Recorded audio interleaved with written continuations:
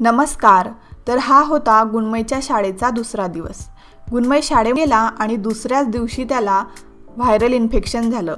त्यामुळे त्याला सर्दी, खोकला आणि ताप होता। त्यामुळे त्याला खूप जास्त टाइम द्यावा लागला।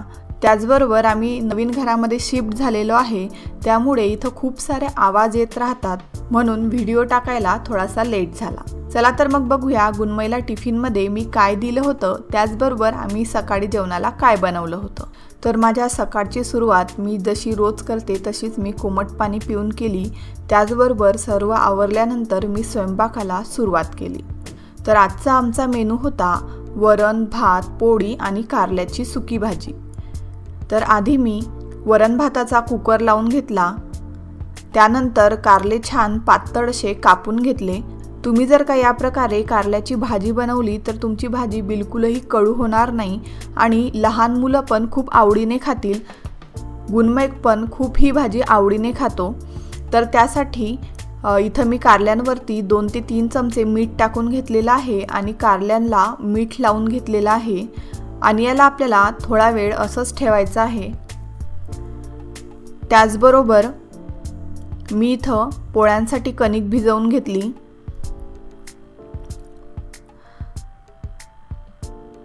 आणि मध्येच गुणमय उठला होता, त्याची आंघोळ वगैरे झाली। मग त्यासाठी मी चहा बनवला आणि त्याला चहा बिस्किट दिलं।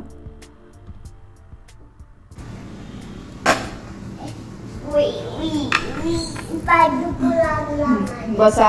आणि इथं गुणमय सांगत होता, माझे खूप पाय दुखत आहे, तर तू माझे पाय दाबून देशील का? हो, मी दाबून देईन। हा, काय नाही होत प्या। आणि मग नंतर त्याने थोडंसं चहा बिस्किट खाल्लं आणि परत मी स्वयंपाक बनवायला सुरुवात केली। तोपर्यंत कारल्याला छान पाणी सुटलेलं होतं। तर मी ते कारल्यातील जे पाणी आहे ते सर्व पिळून घेतलं। त्याचबरोबर साईडला वरण भाताचा कुकर होत होता।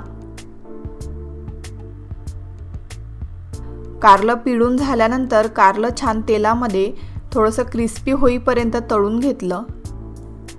एका गॅसवरती वरण भाताचं कुकर होत होतं, त्याचबरोबर एका साईडला कारले तळत होती आणि त्याचबरोबर इकडे मी गुणमयच्या टिफिनची पण तयारी करत होती। तर आज त्याला टिफिनमध्ये मी पोहे देणार होती। तर पोह्यांसाठी कांदा मिरची चिरून घेतली आणि पोहे इथं धुवून घेत आहे।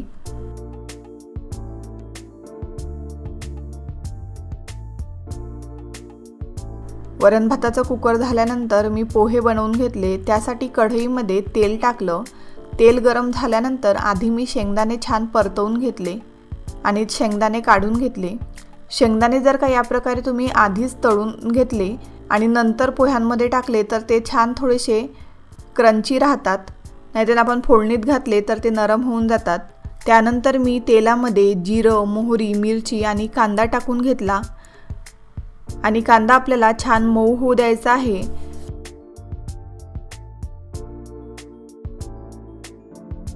तोपर्यंत इथं मी भाजीमध्ये टाकायसाठी तीळ बारीक करून घेतली।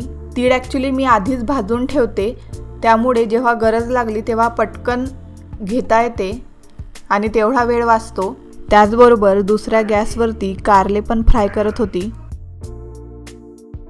तीळ बारीक झाल्यानंतर इथं कांदा पण छान झालेला होता। त्यानंतर त्यामध्ये मी हळद घातली आणि तुम्ही बघू शकता या प्रकारे आपल्याला पोहे छान भिजवून घ्यायचे आहे आणि ते मोकळे करून घेतले। चवीनुसार यामध्ये मीठ घातलं आणि पोहे छान मिक्स करून घेतले आणि यावरती झाकण ठेवून आपल्याला याची छान वाफ काढून घ्यायची आहे आणि एखादा मिनिट झाला की परत परतवून घ्यायचं।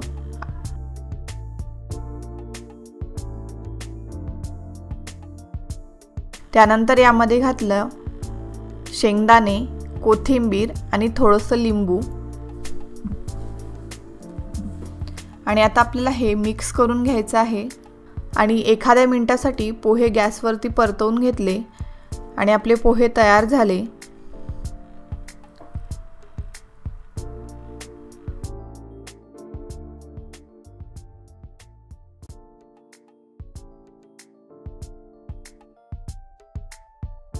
मग मी गुणमयचा टिफिन भरायला घेतला, कारण त्याचा स्कूलचा टाइम होत होता। एका डब्यामध्ये मी काकडी दिली. तुम्ही म्हणाल की हे रोजच काकडी देते, पण त्याला काकडी खूप आवडते. त्याने काही नाही खाल्लं तरी तो काकडी खातो, त्यामुळे मी त्याला रोज काकडी देते. त्यानंतर मी डब्यामध्ये काजू बदाम आणि पोहे टाकून घेतले आणि त्याला छोटासा चमचा दिला, जेणेकरून त्याला इझिली खाता येईल.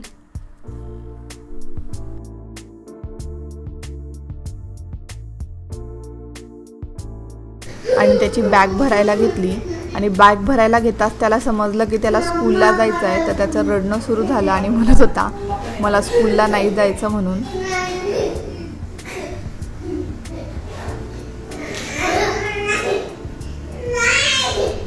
मग त्याला आम्ही शाळेमध्ये सोडून आलो. तोपर्यंत माझ्या सासूबाईंनी सर्व जे कारले आहे ते तळून ठेवलेले होते. कारले तळून झाल्यानंतर कढईतील सर्व तेल काढून टाकलं आणि अगदी थोड्याशा तेलामध्ये थोडंसं जिरं टाकून कारलं त्यामध्ये टाकून घेतलं आणि चवीनुसार तिखट, मीठ आणि आवडीनुसार तिळाचं कूट घालून घेतलं आणि 1 ते 2 मिनिटांसाठी हे परतवून घेतलं. हे कारलं एवढं छान होते की गुणमय ते तळलेलं कारलं चिप्स म्हणून पण खातो, त्याला त्या प्रकारे खूप आवडते. तर आपलं कारलं बनवून तयार आहे.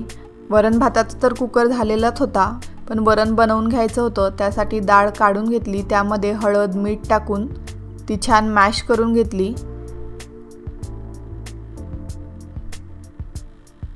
यामध्ये पाणी टाकून घेतलं आणि वरणाला छान उकळी काढून घेतली.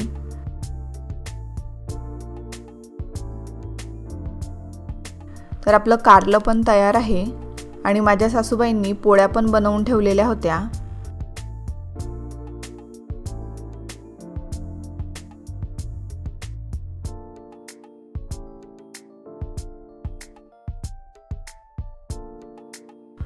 तर असा होता हा गुणमयच्या शाळेचा दुसरा दिवस.